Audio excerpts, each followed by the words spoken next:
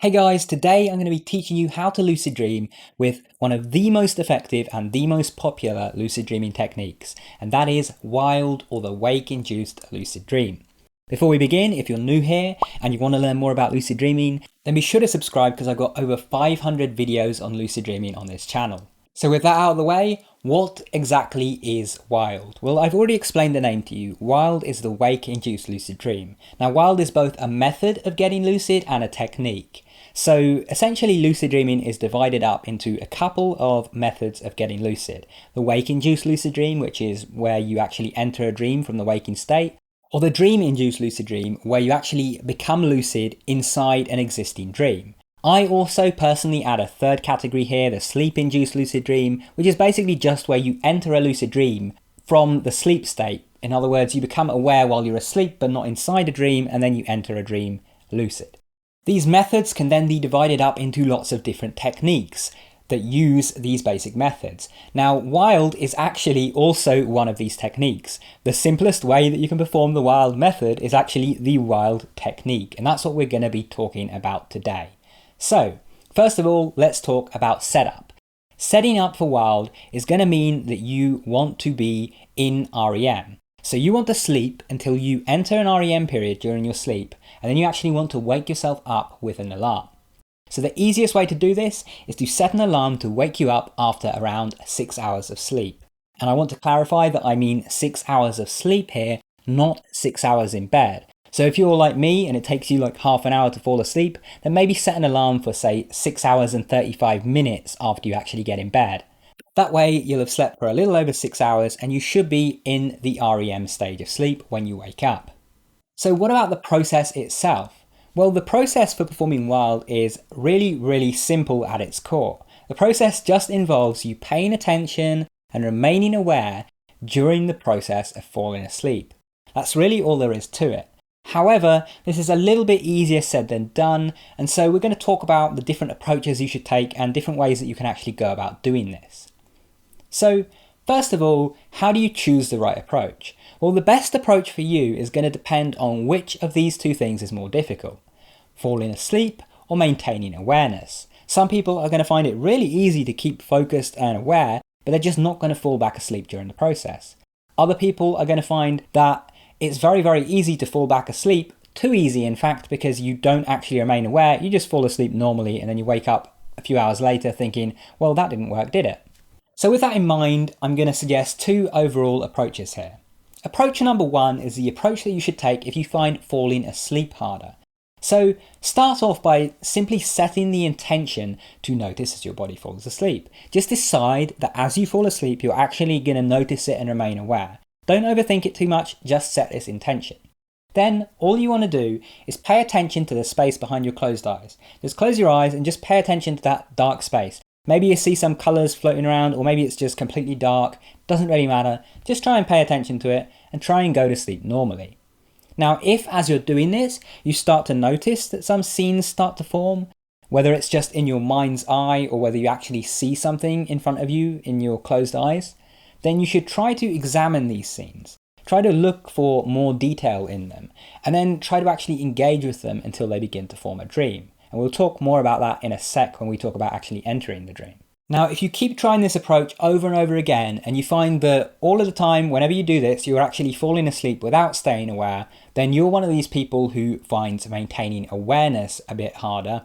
And so you should try approach number two. So approach number two, if maintaining awareness is the harder part for you, then you want to find something to focus on and keep you alert while you're drifting off to sleep. So there's loads of ways that you can do this, and you can really experiment and get creative here. But some popular ones involve counting backwards, or counting upwards, or counting sheep, or whatever. It can be anything. It can just be numbers. You can count sheep and visualize them in your head. And you can, count down from 1,000. You can count up to 10 repeatedly over and over and over again. You can also do something else. You can repeat a mantra. A popular one that I've heard is mind awake, body asleep. And you just keep repeating it. You go mind awake, body asleep, mind awake, body asleep. Now, you're not saying this aloud, you're just saying it in your head over and over again. And the idea is that because you're focused on this mantra, your mind does actually stay awake while your body's falling asleep. Another thing that you can do is, rather than just paying attention to the space behind your closed eyes, you can actually focus. Try to see any detail that you can see. So if you close your eyes and it is just all black there, just try to notice how the shades of black differ. Because obviously your texture of your eyelids isn't like even all over, and there's some bits where there's a little bit more light getting in and so on. So if you actually pay attention hard enough, you'll notice that there are some areas where the black is darker. You might notice there are like tints of a little bit of red if there's any light coming in through your eyelids and kind of giving the skin color to what you see. You might start to notice what are called phosphenes, these kind of swirling colors that start to appear. Just try to really focus in, and every time that you actually focus in a little bit, try to focus in even more. So if you start noticing, say, the different shades of black behind your eyes, try to notice if there are any shapes in those shades. Like, is there an area of darkness behind your closed eyes that sort of looks rectangular? And what could that rectangular thing be? Now, one thing that I like doing here is I imagine that I'm actually looking at like a silhouette of a dream scene. So when I close my eyes and I see all of this black behind my eyes, I might start to see something that's vaguely circular in shape. And I'll think, what could that be a shadow of or a silhouette of inside a real dream scene? And I'll think, maybe that's the top of a tree that I'm seeing. And I'll just try to imagine that I'm looking at the shadow or silhouette of a tree. And from that, I might start to see more detail, like the trunk of the tree and so on. And then some of this might start actually taking on some colour and actually starting to look lifelike. Another thing that you can do is actually just try to engage your imagination. Tell yourself a story, or just think about your day, or do some maths in your head, or actually just try to think of some creative ideas for your work. If it's me, I might actually just start thinking of video ideas as I'm actually drifting off. There's lots of things that you can do here, and I really encourage you to experiment and not just stick with one thing all of the time, because you're going to find that some work better for you than others, and the first one that you choose to do might not work very well, or it might work but it might not be the ideal one for you.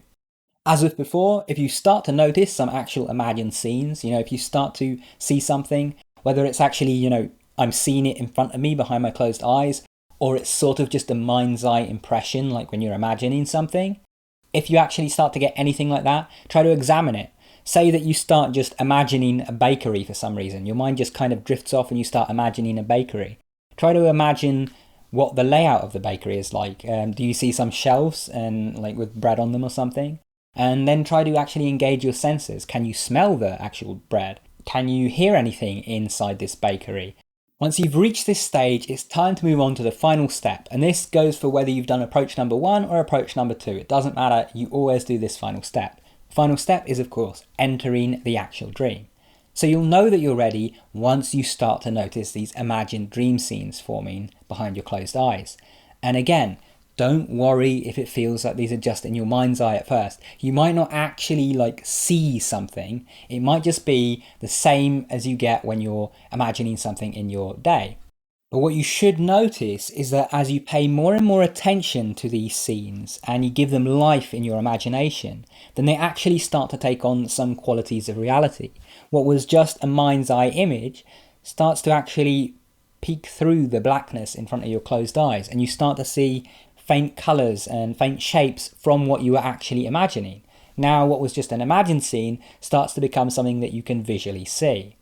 And when you pay more and more attention, the shapes become lifelike and the scene becomes coherent. And at this point, you actually want to start interacting with it with your senses. So again, do what I was saying earlier. Can you see particular things in the scene? What can you smell? What can you hear? Maybe you can taste something, maybe you're actually eating something in the scene. Maybe you can touch something. The more you engage your different senses, the more real and vivid this scene is going to become. And once it starts to feel like you're almost there, you're almost in this room, then you definitely want to engage the sense of touch. What I like to do is try to imagine what it would feel like running my hand over something that I can see.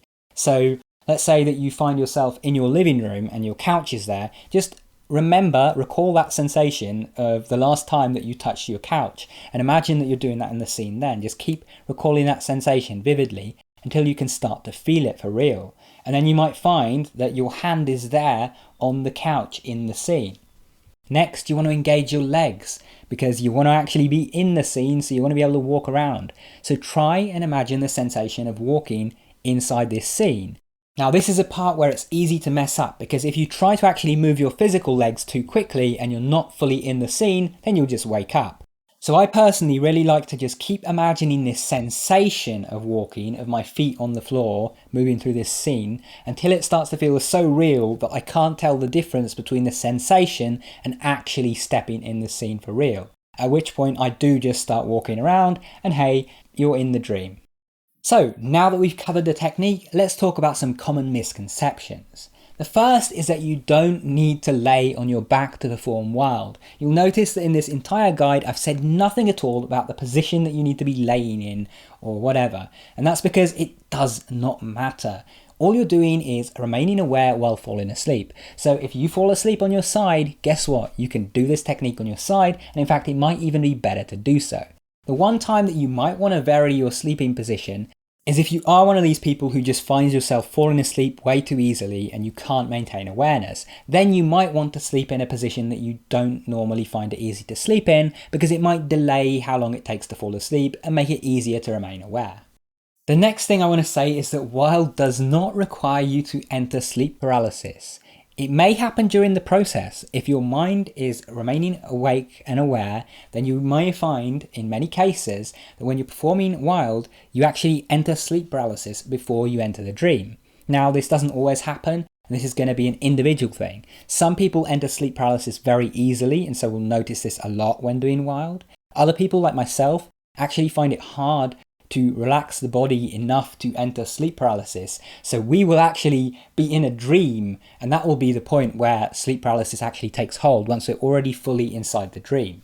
Now, the reason this misconception exists, the idea that you need to be in sleep paralysis to have a lucid dream using wild, is simply because of the fact that early wild guides usually relied on you getting in sleep paralysis and then would have you enter the dream once you're there. Because once you're in sleep paralysis, it's a little bit easier to enter straight into the dream because your body is paralyzed in bed. So once you see that dream scene, you can just jump straight into it. You can run straight into it. Your body in bed isn't going to move because it's already paralyzed. So you're not going to wake yourself up.